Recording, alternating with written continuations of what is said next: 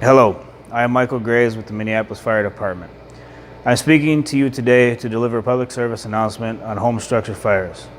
Fire is a frightening thing. It causes destruction and death. In fact, it was responsible for an average of 358,500 home structure fires per year during 2011 to 2015. This averaged 2,510 civilian fire deaths, 12,300 civilian fire injuries, and $6.7 billion in direct damages. An average of 7 people died a day as a result of a home structure fire throughout this time period. From 1980 to the present, the number of home fire deaths per year has nearly been cut in half, but as of lately has plateaued. How do we continue to decrease the statistic? This PSA is designed to inform you of why people die in residential fires, how we can prevent deaths from occurring. We will also discuss evacuation methods to take in your household and how human factors play a role in how we react in a fire situation. So what causes these 7 deaths a day? The National Fire Protection Agency explains several causes of residential fires and the deaths occurring with them. The highest amount of civilian deaths comes from smoking materials, followed by cooking equipment, heating equipment, and electrical and lighting equipment.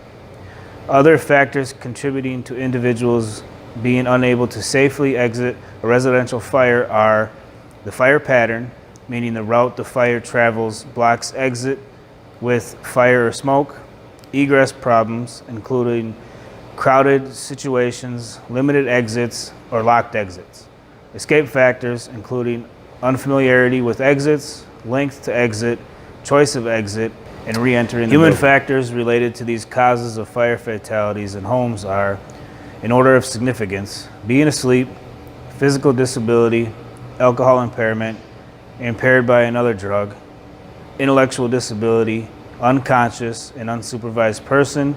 The symptoms causing the majority of fatalities are burns and smoke inhalation. The most common denominator in preventing residential deaths by fire is smoke detectors, whether the correct amount in a household or the most basic step to preventing loss from fires having smoke detectors. As mentioned, the majority of household fire deaths occurred while individuals were asleep by burns and smoke inhalation. Proper working smoke detectors in your home can drastically reduce the statistic of 7 deaths a day. 3 out of every 5 home deaths result from fire with no working smoke alarm. Smoke detectors are the most cost-effective means of preventing residential fire deaths. Other more costly ways of protecting yourself are interconnected fire alarms and home fire sprinklers. Interconnected fire alarms are alarms where once one sounds, every alarm will sound in the house. This allows for quicker escape if one is not in the room of origin. In 2 minutes, a fire can become life-threatening, and in 5, a home can become engulfed with flames.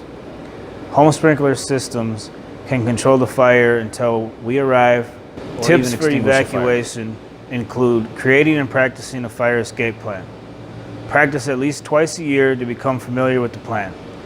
When preparing your plan, include 2 ways to get out of each room in the event the primary exit is blocked, possibly windows. Make sure to have a collapsible ladder when needed. Make sure windows are not stuck and screens are easily removable.